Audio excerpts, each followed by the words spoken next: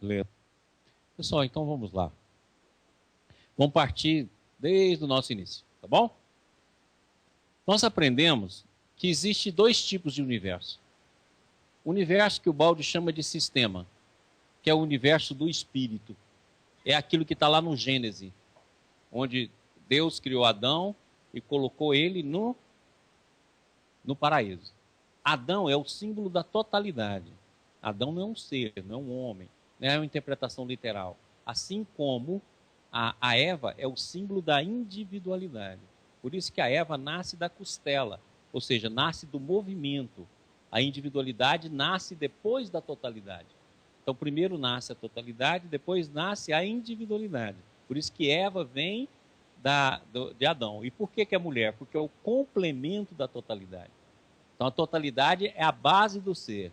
A individualidade é a base da liberdade, da escolha. Então, por isso que ela nasce do movimento, por isso que nasce da costela de Adão. E individualidade mais totalidade caminha para a unidade. Por isso que Kardec fala tão bem, ele fala lá, gravitar para a unidade divina, eis o desiderato da humanidade. Ou seja, nós caminhamos para essa unidade. Dessa forma, então, o sistema ou paraíso divino nada mais é do que a vida real do espírito. Eu não estou falando aqui vida no plano espiritual, porque qualquer plano espiritual é matéria, e matéria é queda, matéria é involução. Eu estou falando da vida real do espírito, a vida sistêmica, a vida do espírito, que nós já mostramos aqui N vezes, não vou mostrar N mais um agora, em que o espírito é formado de Deus, unidade, totalidade e individualidade. Por isso que Paulo, nas epístolas a Efésios, epístolas ao Gálatas, epístolas a Coríntios, ele fala que o Espírito é um. Por quê? Porque nesse contexto é o que nós verdadeiramente existimos. O Espírito é composto de Deus e isso é um processo intrínseco. Não existe o pensamento de Deus se deslocando de um ponto A para um ponto B. Ele já é íntimo, ele já é intrínseco, porque o Espírito é intrínseco. O Espírito não tem matéria. A matéria é o resultado da queda, ou seja, matéria e consciência é a mesma substância. Então o Espírito é o que nós estamos em busca, é o que nós estamos voltando a ele, que é o ponto de queda. Então o sistema é o sistema no sentido de vida do Espírito. Consequentemente, se é vida do Espírito, o sistema, como nós já falamos aqui, ele tem algumas características. Ou seja, ele é infinito, né? Ele é absoluto, ele é eterno, e lembra que nós já falamos aqui, ó, que infinito, no que sentido? Ele não tem nenhuma referência, né? Por quê? Porque é infinito.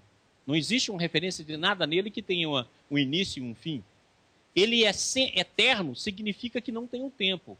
É aquilo que eu já falei 1000 vezes aqui. Eternidade não é sinônimo de tempo longo. Eternidade é ao não tempo, ou seja, o agora.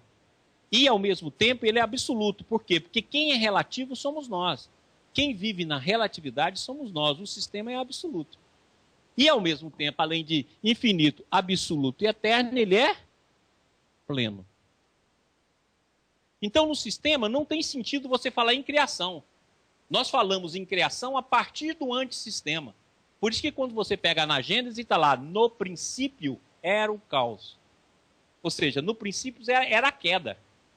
Por que era o caos? Porque houve a desorganização de algumas almas em relação ao sistema. Por isso que fala no princípio, ou seja, quando surgiu o tempo, era o caos. Então ele não está falando da criação original, que é a criação eterna, que é a criação do princípio, que não tem princípio. Então, quando houve princípio, era o caos. Certo? Então, esse é o princípio. Agora, e ao mesmo tempo, João Evangelista fala uma coisa muito bacana. Ele fala, no princípio era o verbo. Ou seja, no princípio era o Espírito. E o verbo estava com Deus. O Espírito estava com Deus. E o verbo era Deus. O Espírito era Deus. Olha aqui. Certo? Então, no princípio era o verbo. Ou seja, no princípio de tudo era o Espírito. E o Espírito estava com Deus e o Espírito era. Por quê? Porque é intrínseco. Não tem como separar. E o verbo se fez carne. O verbo se fez matéria. O Espírito materializou. Antissistema. Certo? E ele veio para dar vida, porque é uma das características da vida. Então nós vamos ver agora aqui outro aspecto. Agora vamos pegar esse aspecto aqui, ó, Deus. Então vamos ver o que é Deus. Então Deus, nós já mostramos aqui. Deus como princípio, ele é lei. A lei que tudo rege. Então quando nós estamos estudando campo, estamos estudando campo a casco, quando nós estamos estudando campo de informação, nós estamos isso aí na linguagem de Ubaldi é lei. Tá? Na linguagem de Jung é arquétipo. Ou seja, é a lei. Tá claro? Então Deus como princípio, ele é lei. Deus como essência, ele é amor. Está sendo errado. Aqui não está dando. Amor. Então Deus como princípio é lei. Deus como essência, amor. Deus como substância é vida. Por isso que está lá. E ele veio para dar vida. Vida em abundância. Ou seja, por quê? Porque Deus como substância é vida. E Deus como ser é verdade. Então, Deus como ser é verdade. Por isso que eu falo, conhecereis a verdade vos libertará. Ou seja, conhecereis a Deus e ele vos libertará. E é por isso que Jesus foi tão claro. Eu sou o caminho. O que é caminho? Porque ele está falando sobre a evolução. O caminho de volta. O caminho do filho pródigo, que sai lá dos porcos e volta para Deus. Eu sou o caminho, ou seja, eu sou o caminho da evolução. Eu sou a verdade. Ou seja, a substância, Deus como ser. E eu sou a vida. Portanto, eu sou amor. Como amor, ninguém vai ao Pai a não ser pelo amor. Então não tem nada dessa ideia que se prega. Ah, se não for Jesus, se for budista, está lascado. Se for isso, está lascado. Isso é coisa de mente evoluída. Ou seja, eu sou amor. Ninguém vai ao Pai a não ser pelo amor. Ok? Então esse é o sistema. Quando houve a queda, criou-se então o que o Ubaldi chama de antissistema. O que é o antissistema? É tudo aquilo que vibra. Então a vibração nasceu com o caos, nasceu com a queda. Logicamente que dá para escrever uns 3 livros, o Ubaldi escreveu 4, só sobre como é que foi a queda. Eu não vou falar isso aqui agora, porque é um curso. Mas vou dar algumas pinceladas. Então, no momento que houve a queda, criou-se então a matéria. Se criou a matéria, criou também o campo. Tá claro? Criou-se o campo, porque começou a vibrar. Então nós podemos dizer que a vibração nada mais é do que o processo antagônico ao sistema. Nessa queda, ela vai então do mais infinito, que é onde a gente se situava, e podemos dizer ao menos infinito. Porque o Ubaldi coloca a dimensão do espaço, N dimensões de espaço, não é só 10 ou 26, como já tem a teoria das cordas que prevê isso. Ele coloca um infinito. Então o que acontece? Houve a queda. Na queda se formou os múltiplos universos, ou o metaverso, ou como diz o Stephen Hawking, todos os universos possíveis. Então, na verdade, existe sistema de sistemas de universo. Dentro desse foco, então, foi caindo na queda. O filho pródigo, que somos nós, que caiu mais distante, caiu em mundos primitivos e de expiação de prova. Nós na fita. Esse filho que caiu distante recebe o nome de diabo, capeta, porque significa adversário de Deus, ou seja, adversário do amor. É por isso que quando os hebreus chegam para Jesus e falam, mas nós somos filhos de Abraão. Falou, se vocês fossem filhos de Abraão, saberia quem eu sou. Vós sois filho do diabo. Ou seja, se vocês fossem filhos de Abraão, Abraão é o símbolo da fé. A fé é o que introduz a intuição na evolução. Então vocês saberiam quem eu sou. Então, na verdade, que quando ele pergunta para ele, Pedro, quem é que o pessoal está falando que eu sou? Está falando que você é isso, que é aquilo, e você, o que você acha? Não, você é filho de Deus vivo. Certo? Aí ele fala, Pedro, tu és pedra, e sobre ti construirei minha igreja. Por quê? Pedro, tu és fé, tu és intuição. Sobre a intuição, sobre a fé, construirei a minha igreja. Entendido? Aí eles foram lá e falaram, Pedro fez o Vaticano. Evoluído é maravilha. É ruim. Aí, portanto, é verdade que ele chega para Pedro e fala, né? Pedro, o que você ligar na terra, ligareis no céu. Ou seja, o que a fé e a intuição ligar na terra, estará ligado no céu. Aí nós pusemos São Pedro, comandou Pedro com chave na mão. É duro, a evolução é dura. Muito bem. Logicamente que se só existe o agora dentro do processo da criação, então, consequentemente, existe movimento, porque o sistema não pode ser estático, porque ele é sempre novo. Porque ele representa um fluxo. Vamos representar isso aqui, ó, e depois eu vou dar uma aula só sobre isso aqui. Estou esperando vocês lerem o campo para eu poder dar essa aula. Isso aqui vai fazer parte de uma terapia que nós vamos fazer no IBS. Então, vamos lá. Como é que é isso? Eu vou colocar aqui, ó, passado, futuro, presente. Esse é o nosso processo. É assim que nós nos situamos. Então, acima do presente está o agora. O agora não é presente. Tá autor espiritual que mistura presente com agora. Agora é o estado de plenitude, onde tudo é ao mesmo momento. Ok? Ou seja, o agora é eternidade. Não é presente. Presente é um momento. Agora não é feito de momentos. Ele é feito de um fluxo. Ah, como é que entende isso? Pega, para a melhor maneira de entender é pegar um raio de luz. O raio de luz, se nós entendemos o raio de luz como uma onda, ela é um contínuo. Agora, se eu pego esse raio de luz e divido ele em partícula, ele é cortado em pedaços. Aí dá para me falar ontem, hoje e amanhã. Mas se eu pegar ele como uma onda, ele é um contínuo. Ok? E o tempo nada mais é do que a transformação da nossa consciência. Por isso que o Baldi fala em grande síntese. O tempo nada mais é do que o transformismo fenomênico. Ou significa o quê? Minha consciência A que passa para a consciência B que passa para a consciência C. Isso mede o tempo. Na hora que a consciência houver a transformação final da evolução, não existe mais o tempo, existe mais o agora. Por isso que Jesus foi tão claro, ficarei convosco até o fim dos tempos. No princípio era o caos, nos fins dos tempos estarei convosco, ou seja, o último dia da evolução. Por isso que está lá, eu já falei isso aqui várias vezes, no 7º dia Deus descansa, porque 6 dias são o tempo da evolução. O 7º dia, com todos os seres, chega novamente ao sistema. Ou seja, deixou de ter luta entre bem e o mal. Deus descansa. Claro? Entendido aí? Guarde isso aqui, eu vou dar uma aula só sobre isso aqui. Estou esperando vocês lerem. Muito bem. Então agora, vamos dizer lá o que aconteceu.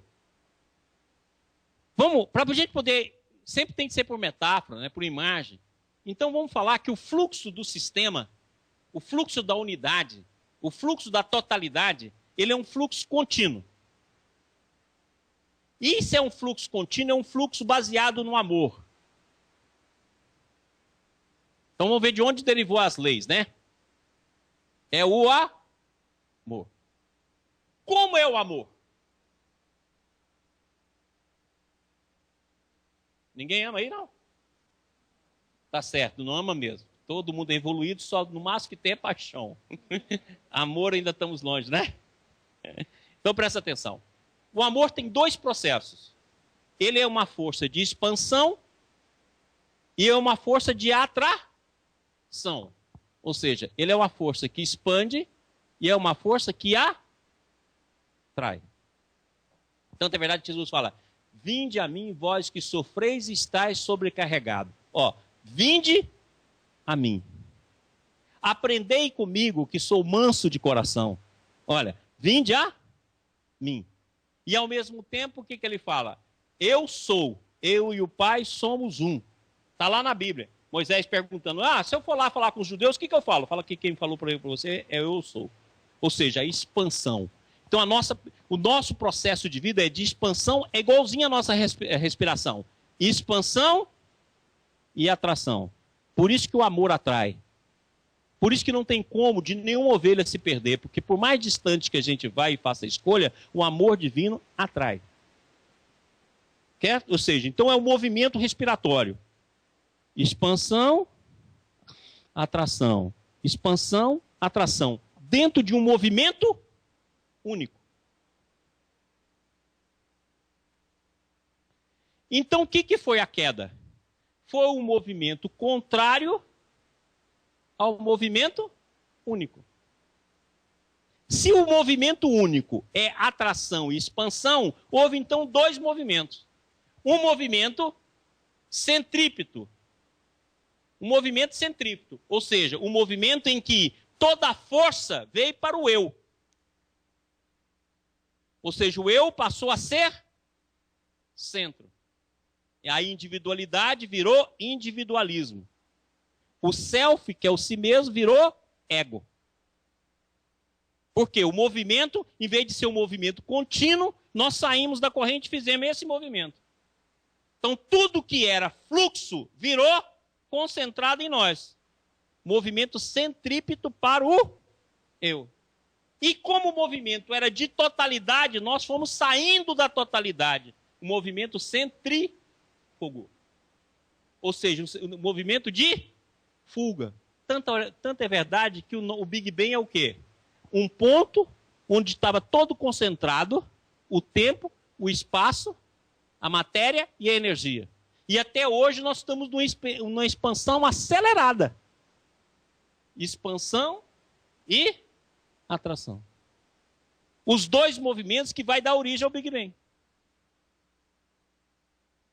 Esse movimento de atração e expansão modificou, criou então dois movimentos do Einstein.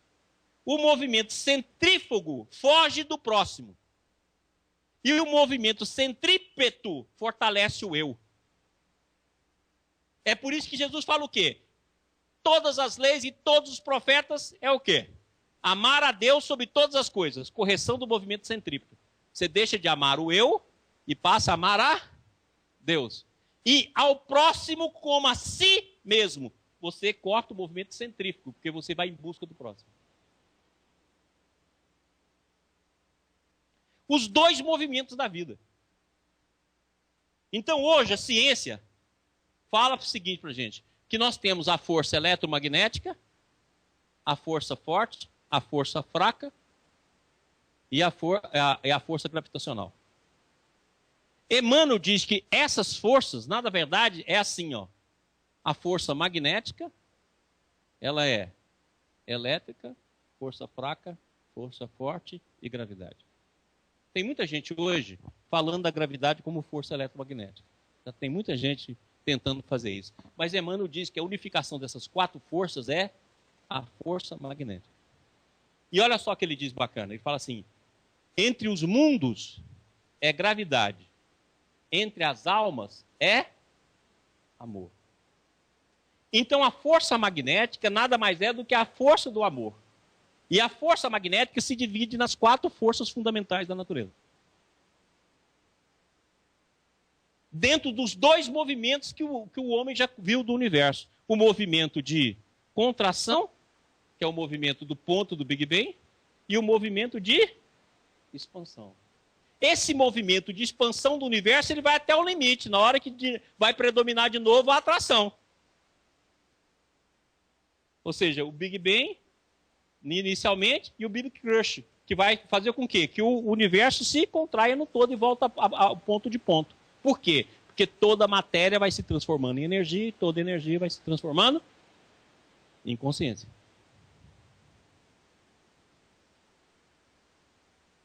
Deu para entender isso? Deu ou não deu? Pessoal da TV aí, para de conversar também aí em casa. Deu para entender? Alguma pergunta? Ou não tem nem assunto para perguntar? O duro é se não tiver assunto para perguntar. Tudo bem? Vamos lá. Entendido isso aí, se a gente entender os dois movimentos, nós vamos saber por que houve a queda. A queda no momento da expansão da individualidade, nós fizemos um movimento em torno do eu. Por isso que surge a queda. Quem quiser ler isso, é só ler Deus e o Universo de Ubaldi. Vai falar massas brancas, massas escuras, viu? É só ler lá. Muito bem. Então, nós vimos como é que se deu origem ao movimento. Quando deu origem do movimento, todas as almas que caíram, vamos colocar aqui as almas girando assim, ó. Então, todo mundo que fez esse movimento, eles estão unidos. Concorda comigo? Porque o que você fez foi mudança do movimento. Você não mudou as qualidades do sistema. Todos continuaram unidos. Todos continuaram tendo a imagem e semelhança um do outro. É aquilo que eu já expliquei, quando fala lá, Deus nos criou a imagem e semelhança. Lembra? Semelhança, cada um de nós é único. Somos semelhantes, mas somos únicos. E a imagem de cada ser está dentro de nós, que o universo é holográfico. O todo está na parte e a parte está no todo. Tudo bem? Muito bem. Então, nós continuamos unidos, mas nós nos fechamos no nosso movimento. Entendeu? Porque a forma principal do universo é a espiral. Você vai ver a espiral em tudo. Se você abrir uma torneira na sua casa e deixar a água vir para o ralo, você vai ver que ela faz uma espiral. Se você vê a galáxia, a maioria da forma da galáxia é espiral. Se você for colocar rotação, você vai ver que a maioria é elíptica, que é uma parte da espiral. Ou seja, o movimento é espiral. Porque houve um movimento. Então aqui, inclusive, dá para a gente entender por que a partícula, porque qualquer movimento ele é partícula e onda. Qualquer partícula nossa ela pode ser vista como partícula e onda. Por quê? Porque o movimento fechado dá partícula. O movimento aberto dá onda. Nada mais do que isso. Pega uma espiral. Na hora que você abre ela, é onda. Na hora que você fecha ela, é partícula. Ok? Então, nesse movimento, nós então passamos a ter dois movimentos na vida. Ou seja, tudo na nossa vida é dual. E a base do nosso movimento é centrípeto, sempre voltado para o nosso umbigo. É igual que eu falo, né? Nós somos um paraquedista com paraquedas aberto no umbigo. Todas as linhas vêm para nós. Certo? Ou seja, porque o movimento centrípeto do eu, do desenvolvimento do ego. E centrífugo, fugindo do próximo. Você pode olhar que todo o processo seu é de fuga do próximo. O próximo só se te interessa se for zona de prazer para você. Caso contrário, por favor. Eu sou livre. Exclui. É o que o Bert Helling vai estudar. Então esses dois movimentos estão na alma. Mas o que é fundamental, que a nossa ligação não local, que não depende de vibração, nós permanecemos unidos. E como o tecido é não local e é de ligação, a vibração também nos une. Então nós temos dois processos de união. O processo vindo da vibração e o processo não local. Semelhante a isso que a física quântica descobriu. O não local pertence ao sistema e o vibracional pertence ao antissistema. Mas tem uma coisa interessantíssima que também está na Bíblia que eu acho fabuloso. Vocês lembram o seguinte, que quando Jesus fala da parábola do filho pródigo, ele fala que o outro filho, certo? O filho que ficou com Deus, ele estava onde? No campo. Quando a gente estuda a lenda lá de Caim e Abel, que é a parábola de Caim e Abel, onde que estava Caim e Abel? Quando Caim matou Abel, estava onde? No campo. Olha que bacana. E é exatamente hoje que está se discutindo isso. Que existe um campo que nos envolve todos. Então, olha só. Vamos colocar isso aqui, é uma besteira que eu vou falar. Mas a gente tem que ter um raciocínio, né? Então vamos falar que aqui é o sistema. Quando houve a queda no sistema, logicamente que não é assim, né? Porque o sistema envolve tudo. O primeiro momento do sistema formou um campo. Como esse campo continha toda a informação invertida, ou seja, houve a inversão, mas a informação é clara, formou-se um campo de informação que vai ordenar todo o sistema, porque o princípio era o caos. Então vai ter de ter uma informação que transforma a causa em cosmo. Então nós podemos dizer que é o espírito então transforma-se em consciência. Por que transforma em consciência? Porque passou a ter o mundo do espírito, que é livre, aberto, mas um ponto central onde formou o inconsciente. Então o campo, nós podemos dizer, a primeira morada nossa fora do sistema, que é onde estão os anjos. Por isso que o nome de anjo é mensageiro. Mensageiro entre duas dimensões, a dimensão real do espírito e a dimensão antissistêmica. Eu sou Gabriel, mensageiro do Senhor. Anjo. Aquele que é como o filho que ficou no sistema, ou seja, está voltando para o sistema, está próximo do sistema. Então nós podemos dizer que houve uma queda do arcanjo, anjo, aquela classificação da Igreja Católica é muito bacana. Serafim, anjo, barará, barabá, bababá, átomo, barará, barará, barará, espaço-tempo. Teve uns que caiu só aqui. Tem outros que caiu aqui. Teve outros que, como nós, vemos, estamos aqui. Tá claro? Entendido? É por isso que quando nós vamos voltando, como a gente caiu muito embaixo, à medida que você vai voltando, tudo está pronto. Você desencarna, tem colônia para te receber. Você encarna, a terra está feitinha para te esperar. E bonita, cheia de coisa linda. O máximo que você faz é contribuir para a sociedade. Ajudar na construção de uma casa, um funcionário aqui. Mas só. E esse mesmo a gente briga para caramba um com o outro. A natureza está toda aí, toda ricamente constituída. Então não precisa fazer nada para ela estar aí. Porque como a gente caiu muito embaixo, na hora que a gente vai voltando, está tudo pronto. Está claro? Muito bem. Se formou esse campo, então agora dá para a gente entender. Aqui, naquela figurinha nossa, Deus, unidade, totalidade e individualidade, não estou falando em individualismo, houve a queda aqui, ó, com dois movimentos. O movimento de fuga do próximo e o movimento de centralização no eu.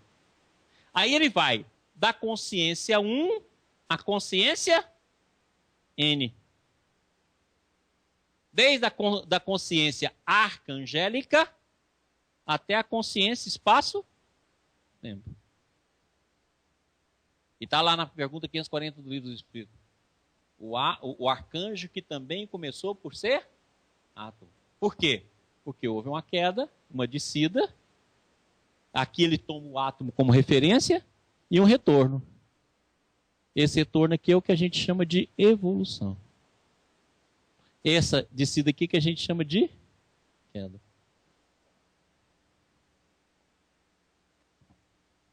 Por isso que Jesus fala, eu sou o caminho da evolução. Claro? Então, o que acontece? Então, vamos ver agora lá. Então, se no primeiro ponto era um pequeno ponto de inconsciência e o resto de consciência, o que foi acontecendo? O inconsciente foi crescendo. Né? Isso aqui é inconsciente, aqui é consciente. Foi crescendo. Até que ficou inconsciente completo. É o que a gente chama de não ser, né? Ou seja, de um pequeno ponto do inconsciente foi até a quase totalidade de inconsciência. Se houve uma totalidade de inconsciência, formou um plasma de todos os seres que caíram a esse nível. Esse plasma é o que a gente chama hoje de espaço.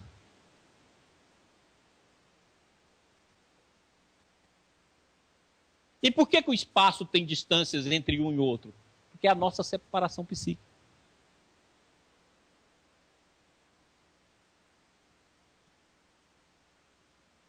Então vê o espaço, que é o ser na sua mais absoluta inconsciência. Então, da vida, o espaço manteve apenas uma propriedade, que é o movimento. Então eu posso falar que todos os seres na natureza têm vida, desde os minerais até o homem. A vida nos minerais é o movimento. É o primeiro nível da consciência. Aí o que acontece? A partir do movimento nós vamos fazendo o caminho de volta, abrindo a nossa consciência. Até que a gente tenha consciência pura, sem nenhum inconsciente.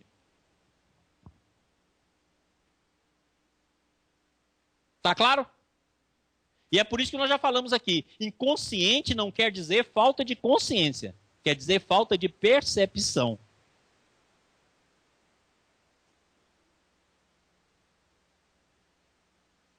Agora, qual é a base da consciência? E aqui tem uma diferença brutal no conceito de Bert Hellinger, que o Bert Hellinger vai falar de consciência boa, apenas a consciência no sentido moral. E eu penso totalmente diferente. A consciência é muito mais ampla. Então, de cada consciência saem diferentes campos mentais. E de cada campo mental sai diferente personalidade. Então, vamos colocar alguns conceitos aqui para ficar bem claro. O espírito é o ser real. É isso que eu já descrevi aqui. A consciência são níveis onde o espírito se manifesta. Então eu posso ter consciência desde 1 até consciência N. De cada consciência sai campos mentais. De cada campo mental sai individualismos. Porque está preso no orgulho. E desse individualismo nós formamos personalidades. O conjunto das personalidades que nós já formamos eu chamo de alma. Que está lá no livro do Espírito, quando Kardec pergunta o que é alma. Fala, chama do jeito que vocês quiserem. Aí eu tenho um jeito de querer te chamar. Então, os espíritos autorizaram, eu chamo. Está lá, pode ir lá ler. Chama do jeito que vocês quiserem. Muito bem. Então, alma é o conjunto de personalidades. Consciência é o campo da queda. Campo mental é a expressão de nível de consciência. Então eu posso pegar aqui consciência humana. Ela tem N níveis mentais. Desses níveis mentais tem X números de seres que se alimentam dele.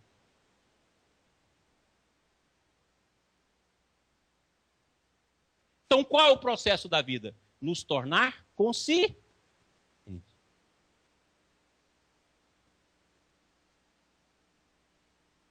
Tudo bem? Agora, se a gente não conseguiu quebrar o sistema, qual é a base do sistema?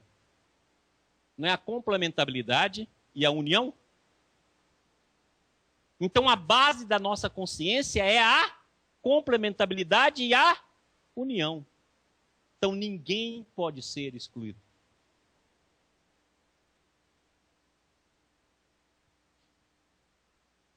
Ninguém.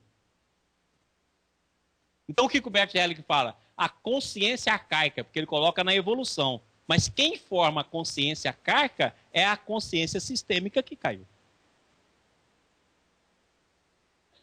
Então a consciência sistêmica não admite rejeição.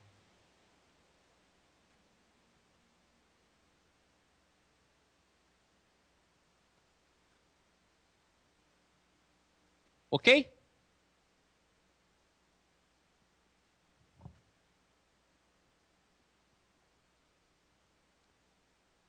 Pessoal, alguma pergunta?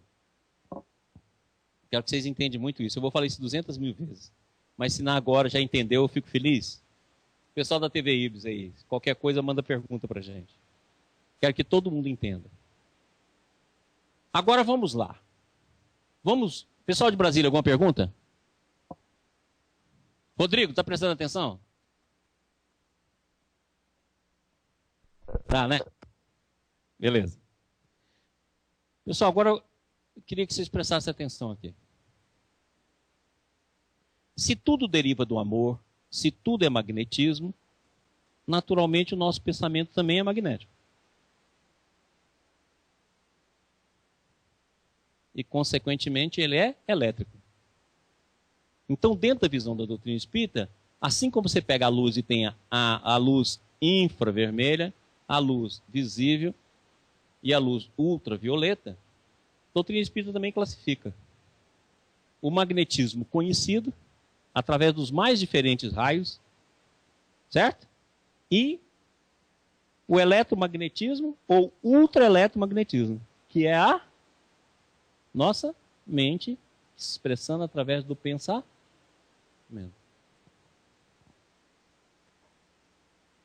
Qual é a base do magnetismo?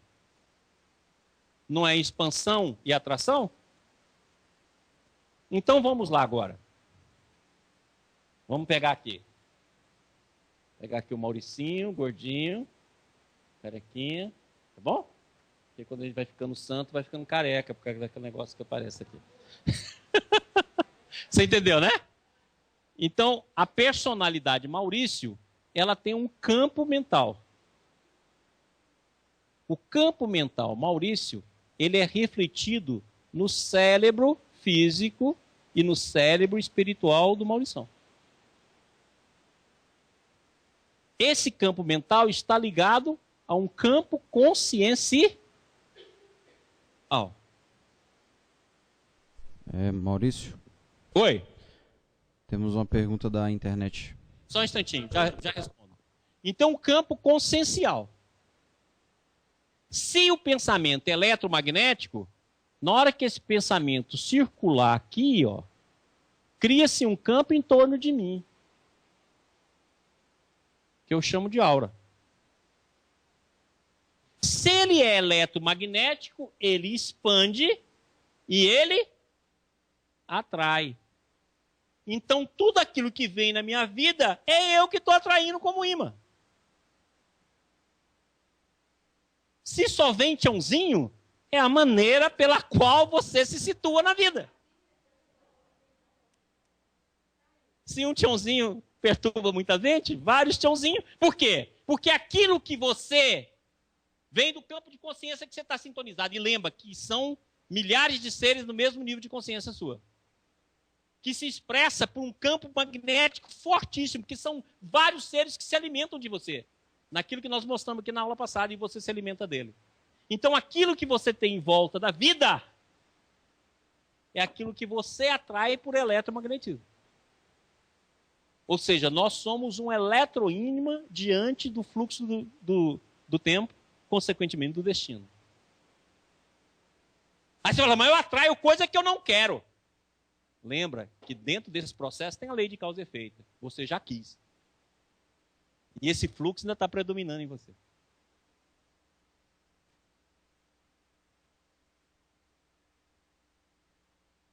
Então nós somos artífices da nossa própria evolução.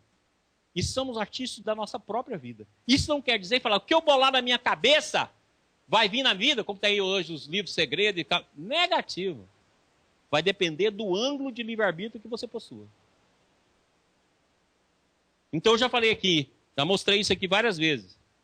O livre-arbítrio e o determinismo nós podemos fazer como fosse aqui. Aqui é o determinismo, aqui é o livre-arbítrio.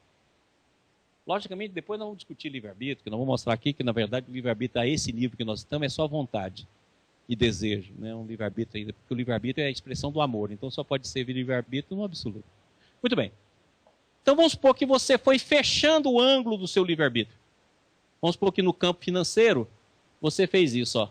Você só tem um ângulo, vamos supor de 30 graus, e o restante aqui, ó, é o ângulo de determinismo.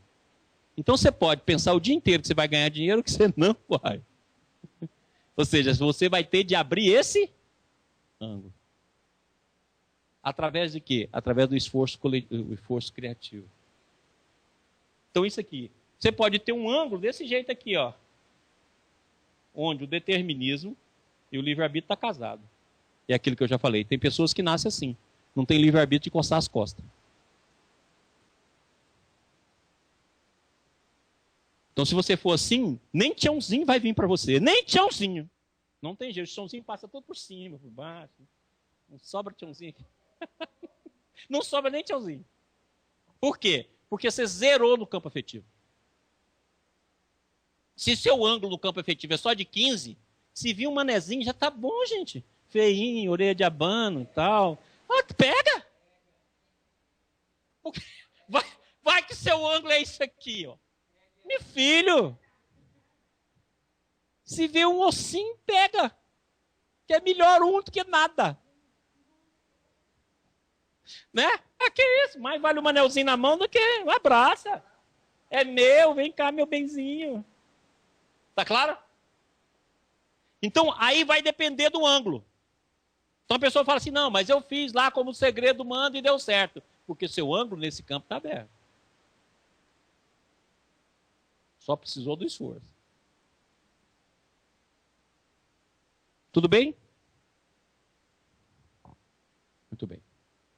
Então vamos lá agora. Se a vida é dual, na hora que meu campo mental pensa, recebe o fluxo do pensamento, eu já falei aqui que o pensamento é coletivo. Então, na hora que recebe o fluxo do pensamento, tá claro? Eu vou exprimir esse campo do pensamento. Dentro daquela feição que nós já falamos aqui 800 mil vezes, né? A vontade cria o desejo cria o sentimento cria o pensamento cria a palavra cria o ato cria o hábito cria o caráter cria a personalidade cria o destino. Então esse é o processo, essa é a cadeia que nós vamos formar. Então, consequentemente, na hora que meu campo mental se expressa, vai lá. Como diz Emmanuel, a vontade é o botão da máquina, que coloca a máquina em funcionamento. Então o destino que vai estar aqui, ó, e o destino forma o karma, positivo ou negativo? Que eu interpreto o karma como ação, eu interpreto o karma como determinismo. Então, positivo ou negativo? Então aquilo, ó, começa lá no campo mental. Esse campo mental é o campo mental que eu faço parte. Como eu falei aqui, né? Vamos pegar como se fosse o arco-íris. Certo? Ou seja, se eu penso em vermelho, escuro, todo mundo que pensa em vermelho, escuro, encarnado e desencarnado, pensa comigo. Entendeu? Porque é um eletroímã fortíssimo. Você está interligado. No momento que eu faço isso, que eu estou interligado e estou interligado ao todo, a base da minha consciência é o quê? A base é o espírito. Então, consequentemente, eu vou ter 3 tipos de emanação, não vou? O pensamento é dual. Então, eu posso falar aqui bom e mal. Você pode olhar que o pensamento é sempre dual. Ele pode ser 99% bom, 0,1% mal, mas você vai pensar no mal. Eu amo meu marido. Meu Deus, como eu gostaria de matá-lo. É. Só que o matar é muito mais do que o amar. Que é o que o Bert chama de vontade de extermínio. Então o que acontece? O pensamento é sempre dual, você não tem como, porque não são as duas forças. Força centrípeta e centrífuga. Essas duas forças funcionam na nossa vida o tempo todo. Então a dualidade é manifestação do sistema. Mas então sempre o nosso pensamento ele vai ser dual. Sempre. Agora, em cima desse pensamento dual, eu tenho o quê? Eu tenho uma vibração unificadora. Porque a vibração que vem do sistema. Então, eu posso ter uma tese, uma antítese e uma síntese. A síntese é aquilo que a gente sempre tem do sistema. Aquilo que Jesus falou para nós, vós sois deuses. Está no inconsciente, mas está presente. E no nosso mundo vai ser sempre de manifestação. Se eu aderir apenas um dos lados, eu renego o outro. É o que o Bert Hellinger vai chamar de boa consciência. É aquela consciência que acha que é justa e exclui e que, acima de tudo, prevalência. da visão dela. Então, se eu sou torcedor de um time, todos os outros times é inimigo, o meu time que é bom. E chega a matar por isso. Se é um partido político, a mesma coisa. Se o cara cometeu um erro em relação à sociedade, eu quero excluí-lo. E de preferência matá-lo. Se é bandido, estrupador, tem que matar. Por quê? Porque eu adero a um ponto. Só que eu esqueço que qualquer ação, eu também faço uma ação. E as duas ações são humanas. Se as pessoas erram, lógico que elas têm de assumir a consequência dos seus atos. E cabe o meio social, através da sua justiça, que seja justiça educativa, ou o meio consciencial, através da ação divina, de buscar o resultado de cada ação. Mas não compete a mim. Por isso que Jesus foi tão claro, não julgueis para não seres julgados.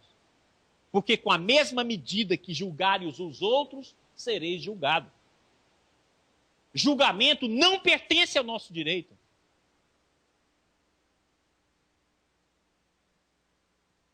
Então existem 3 visões na vida. Uma visão que eu considero boa, uma visão que eu considero ruim, e uma visão que não é nada disso, que unifica as duas coisas. Que harmoniza a dualidade que existe em nós. Então, quando o Bert fala de trabalhar com o campo, e principalmente você ir lá para poder dissolver essa consciência boa, ele está falando aqui, ó, que você aceitar os 2 lados da vida para unificar num campo de harmonia. E esse campo de harmonia está em nós. É o que nós estamos estudando aí como campo de informação. Então, se eu pegar a força eletromagnética, você vai pegar uma força elétrica que forma em torno de você um campo perpendicular magnético. Mas não tem só a força elétrica e a magnética. Tem a força elétrica, a magnética e a informação.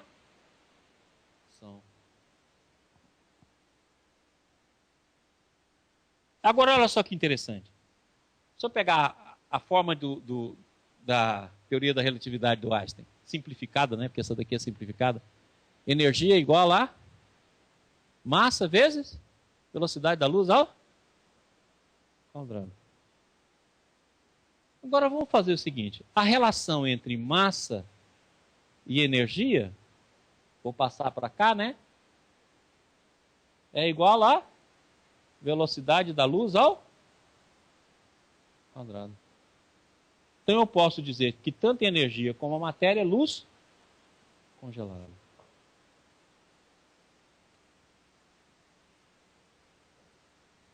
Se é luz congelada, tanto a matéria como a consciência, agora a gente entende. No princípio era o caos. E disse Deus, faça-se a luz.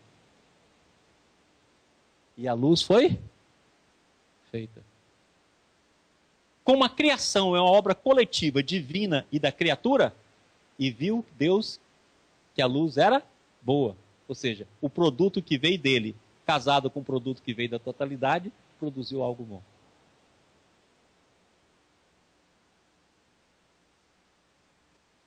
Ok? Então nós podemos agora falar o quê? Que o nosso universo, ele é espírito no campo sistêmico. Ele é consciência no campo vibracional. Da consciência origina a informação. Da informação origina a energia e origina a matéria. E o veículo desse processo é a luz. Olha o que Jesus fala. Brilha a vossa luz diante dos homens, a fim de que ele veja as vossas boas obras e glorifica o Pai que estás no céu. Ou seja, as boas obras pertencem ao campo da totalidade. Então, quando você faz algo bom, é a totalidade que se expressou por você. Por isso que quando chega para Jesus e fala, ô bom mestre, ele fala, por que me chamais de bom? Bom só o Pai, ou seja, bom só a unidade e a totalidade. O ser apenas reflete a bondade do todo. Agora fica fácil da gente entender. Ok? Estevinho, pergunta. Vamos lá. A involução seria o que Jung diz, só passando pela sombra que você vai para a luz? Pergunta da Clarionice de Brasília. Ah, sim. Se você quiser entender a sombra como o processo de queda, dentro desse contexto, essa frase de Jung cabe bem. Mais alguma coisa? Não, somente.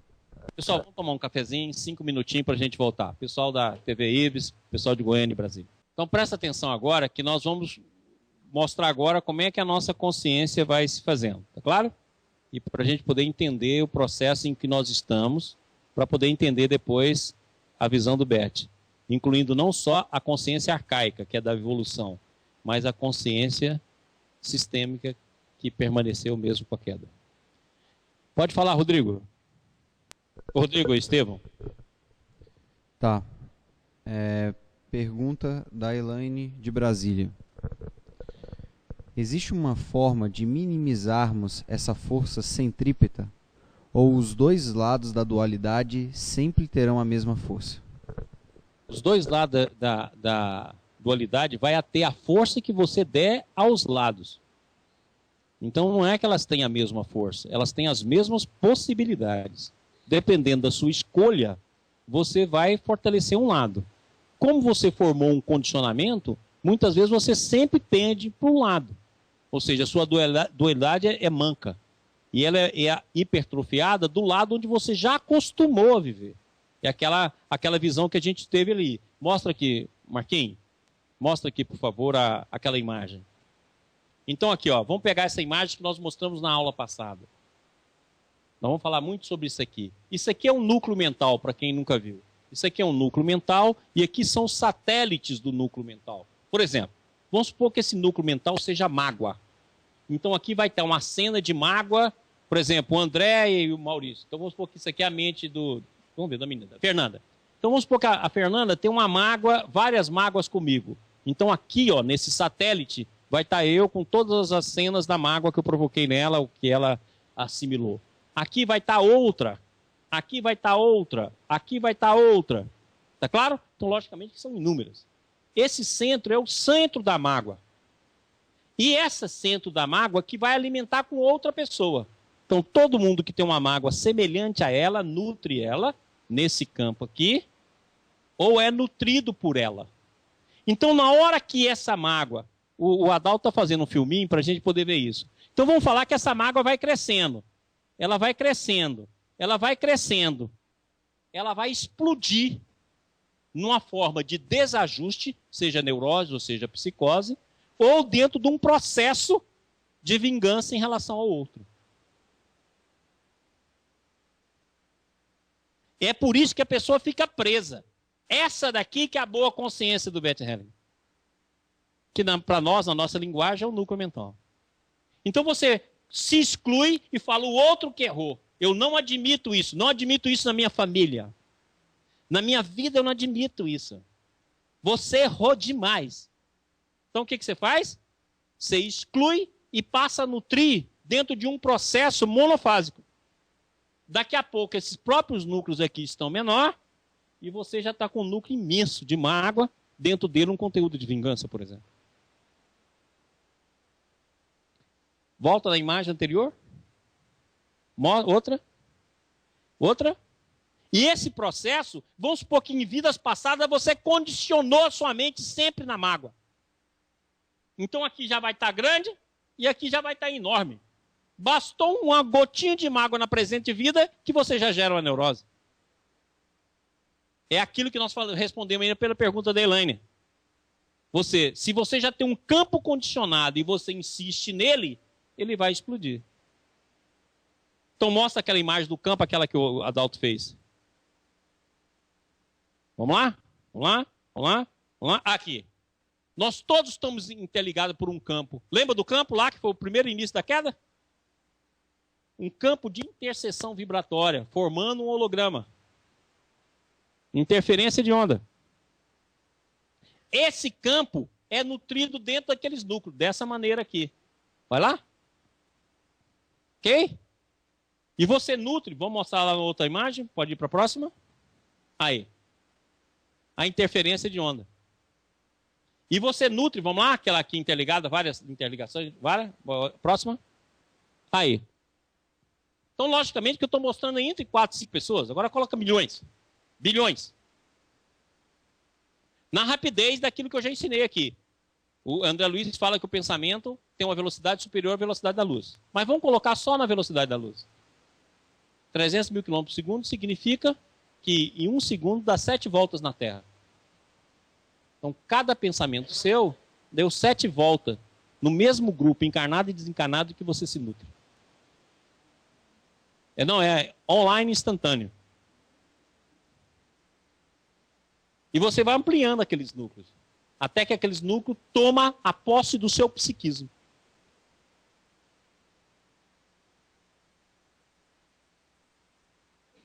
Então, aquela frase, né? Pensar significa responsabilidade. Ok? Aqui na... Mais alguma pergunta, Estevinho? Não. Então vamos lá agora. Então nós falamos aqui que no momento que nós formamos a consciência, desde a consciência de campo, que eu vou chamar 1, que é a consciência do filho que permaneceu próximo ao pai, que o filho também caiu, mas só caiu pouco, até a consciência de Caim. E olha só que interessante que está lá na Bíblia. Na hora que Caim mata Abel, ou seja, ele mata, coloca no inconsciente a parte de síntese superior da consciência. Então, Abel significa a fumaça que sobe para o céu. Lembra lá? Vocês não lêem Bíblia, né? A ignorância é tamanha. Então, lembra. Caim e Abel foi lá, ofereceu uma oferta para Deus.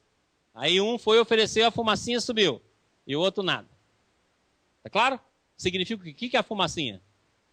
A interligação do campo. Isso que eu acabei de falar aqui. Campo vibracional. Olha só que coloca como fumaça, porque fumaça é o símbolo do espírito, pneumo. Né? Ou seja, o espírito sempre foi visto assim, desde a Grécia Antiga. Certo? Tanto é verdade que quando você espirra, ou quando você dá um espirro e fala assim, saúde! Por quê? Porque os gregos acreditavam que o espírito saía com o vento e entrava novamente. Quando o espírito falava, você saúde para o espírito. Entendido? Então o ar é tido como espírito. O próprio Cristo colocou o espírito como ar também, né? O espírito sopra onde quer e onde lhe ouve a voz. Né? Então, na verdade, que quando o homem é feito de barro, que é involução, que é o homem saindo de novo para evoluir, Deus soprou no homem o sopro da vida, quer dizer, o ar, o espírito, ou seja, a matéria recebe o espírito da encarnação. Bom, então vai, desde ser um, não é isso? Ele vai se fechando e aumentando o inconsciente. Então, na hora que o ser vai voltar, a consciência primeiro apresenta como um ponto. É a consciência de movimento. Depois essa consciência vira linha. É a consciência de agregação. Ou seja, a subpartícula se junta e forma o átomo. O átomo se junta e forma a molécula. A molécula se junta e forma mineral. Depois vem uma onda de perpendicular a esse processo. Forma-se então o vegetal, que é o desenvolvimento da sensibilidade. Depois vem uma onda perpendicular a essa. Forma o animal, o desenvolvimento do instinto. E aí vem e forma o homem. Surgiu a razão. Então nós estamos abrindo da inconsciência, vindo desde o movimento, nós estamos abrindo. Então eu trouxe aqui uma visão material do conceito para a gente poder entender. Segura aqui para mim, por favor. Coloca aqui na boca, senão o Estevinho vai me dar bronca. Então olha aqui. Eu surgi num ponto. O ponto eu desenvolvi uma reta. Surgiu então a agregação. O átomo, a molécula, o mineral. Aí desenvolvi, formou a sensibilidade, o vegetal. Desenvolvi, formou o instinto. Fechei, nós temos a consciência racional.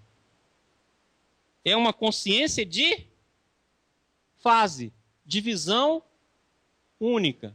Porque ela só vê dentro dessa visão aqui. O resto desse quadrado está no inconsciente.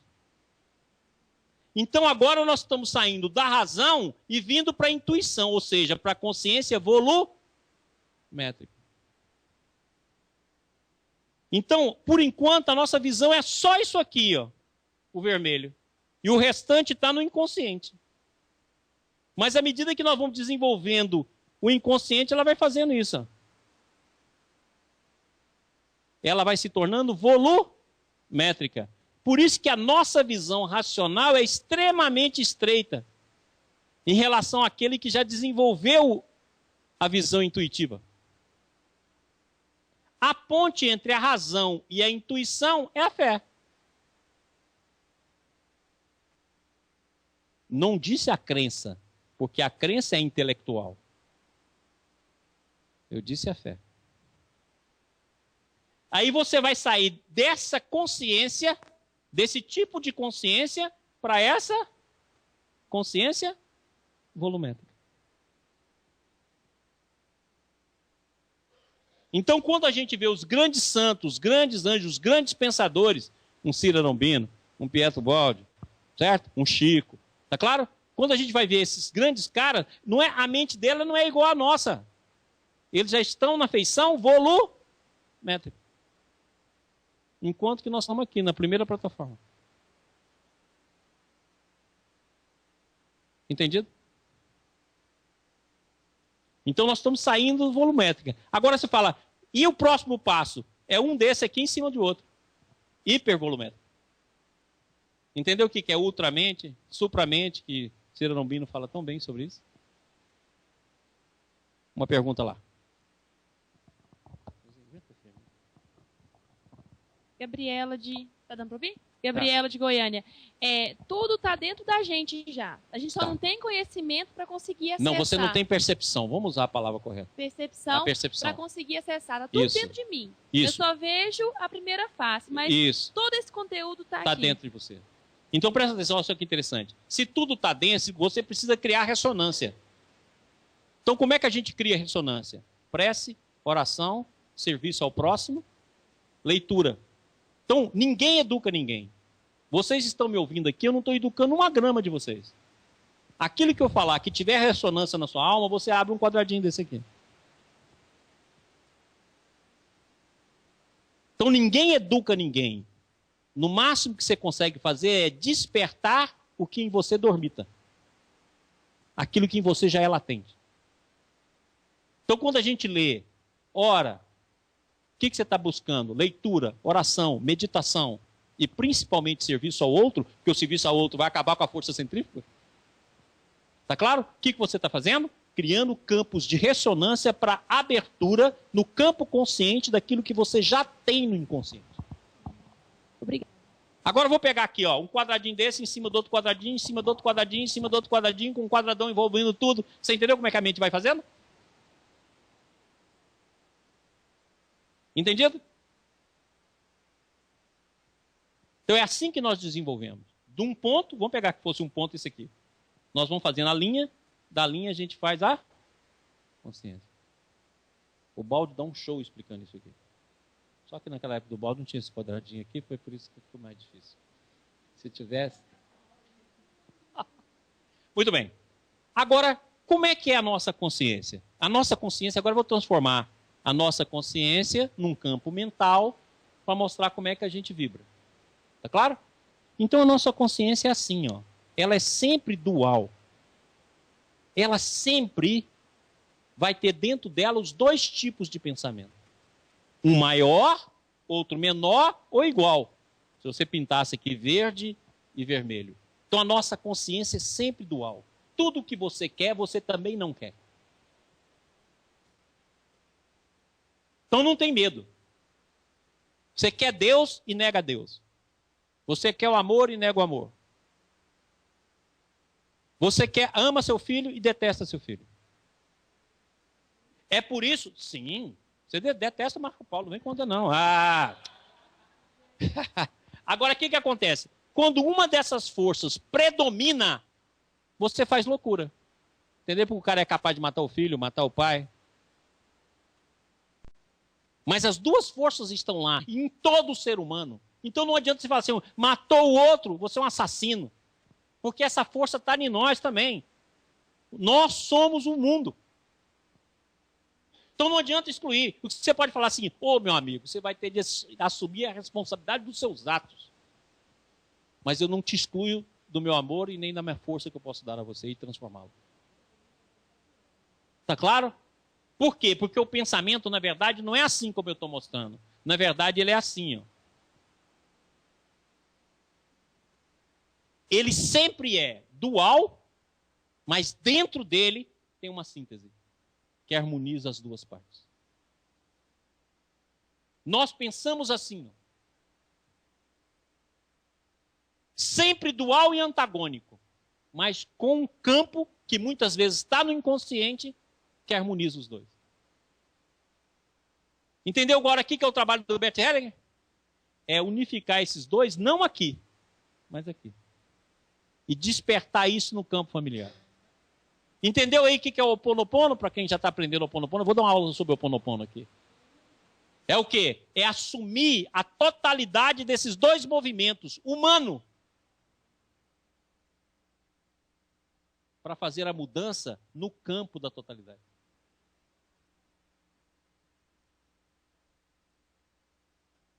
Agora, se eu permaneço apenas num ponto desse, se eu faço isso com a minha mente, ó, eu excluo. Porque quem não for vermelho está excluído.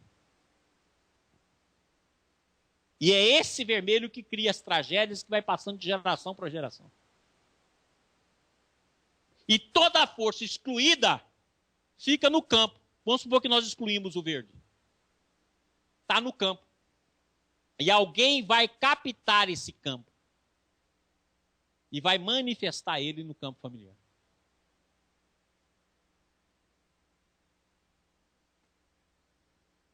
Então, tudo que é excluído se repete.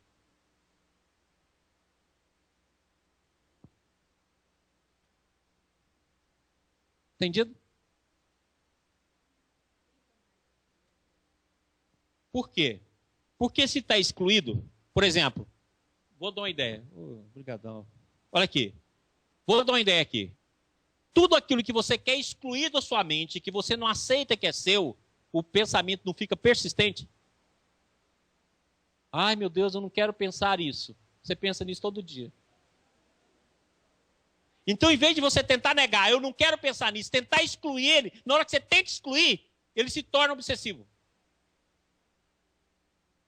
Não adianta excluir, não adianta reprimir.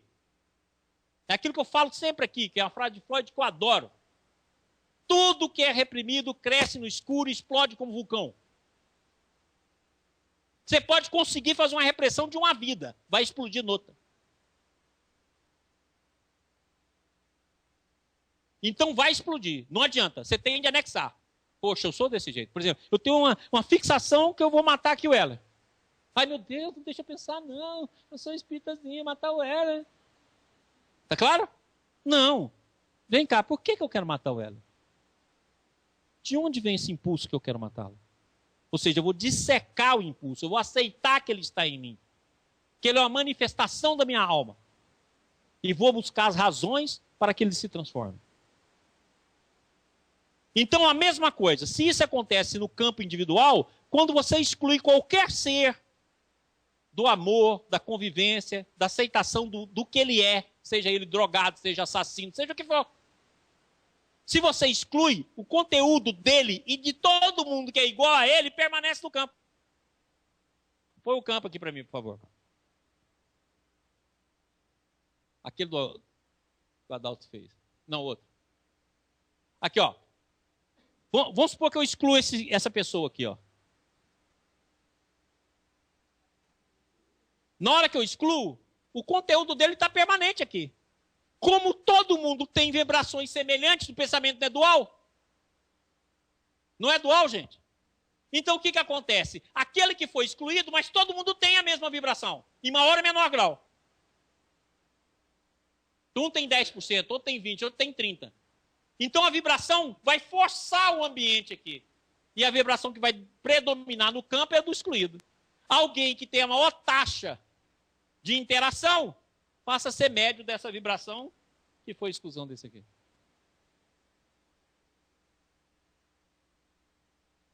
Isso é lei do coletivo. Então, bota o campo, aquele grossão aqui. Isso. Dentro do campo, vai fortificando essa vibração. Até que um familiar aqui começa a expressá-lo.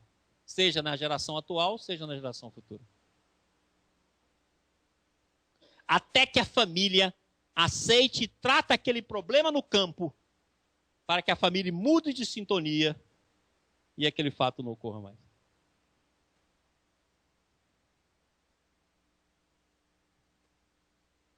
Isso, inclusive, no processo obsessivo. Por quê? Porque no processo obsessivo você cria o campo onde o obsessor vai fixar e o fluxo vai continuar. Tá claro? Fala o nome e a pergunta. Eunice. Maurício, isso acontece muito, a gente nota, nas pessoas que não reverenciam determinado tipo de morte. Por exemplo, um filho tem AIDS, morre de AIDS e a família fala, meu filho morreu de tuberculose. Ele deu mais importância à doença do que à perda. Então, ele não reverenciou, ele excluiu nesse momento. Nesse momento que ele fala aqui, ele não está excluindo, né, o sentido de ser AIDS ou tuberculose. Ele está excluindo a conduta do filho que ele julgou negativa. Essa conduta permanece no campo. Ele está excluindo o filho. Isso. Quer dizer, ele não tá se dando faz mais importância aquilo dúvida. Do que a vida e a perda dele. Beleza. Isso não se faz no sentido seguinte, permanece dentro do campo. Não adianta você excluir.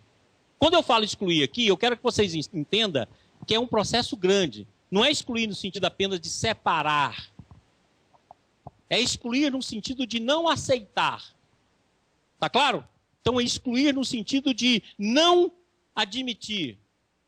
Não, é o excluir no seguinte, separar a pessoa da nossa vida. Não, ele é um viciado e isso eu não admito. Ele é um safado. Tá claro? Se é safado, eu não quero nem ver. E se ver também, eu não quero conviver. E se eu conviver também, eu não estou nem aí. Entendido o que eu estou falando em exclusão? Não é exclusão no sentido de separação. É de não aceitação. Não aceito porque ele é homossexual. Não aceito porque ele é ladrão. Não aceito porque ele é assassino. Não aceito porque... Aí vai. Essa exclusão permanece no campo. E ela é autodestrutiva. Então, nós vamos começar a entender os fenômenos sociais. Você imagina o que foi a Segunda Guerra Mundial? Porque no momento que eu crio uma raça que é superior a todas as raças, eu excluo todas as raças. E aqueles que é excluído não admitem ser excluído, eu reajo, tem a luta. Aí nós vamos ter dois tipos. Aquele que acha que é vítima e aquele que vai ser o algoz. Mas todos os dois estão dentro do mesmo campo vibratório. E se eu não tratar o campo social, esse processo se repete. E a única maneira de tratar é colocar a síntese, o amor, como processo de união. E deixar que a própria lei da vida busque corrigir dentro da justiça. Mas a vida, não é mim. Nélia? Como que a constelação funciona assim positivamente nesse caso aí? Isso nós vamos ver. Como você vê? Isso aí nós vamos ver. Semana que vem eu falo sobre isso. Pessoal, chega. Falei demais hoje. Tá? Semana que vem. Alguma pergunta aí? Pessoal de Brasília, pessoal aí da TV Ibis? Alguma pergunta? Não. Não? Tudo bem? Semana que vem nós vamos continuar estudando a boa consciência, vamos ver alguns slides do Beth, e aí eu vou responder a sua pergunta, tá, Nélia? Então vamos encerrar.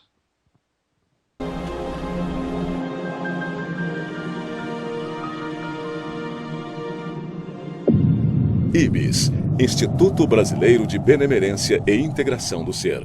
www.ibis.org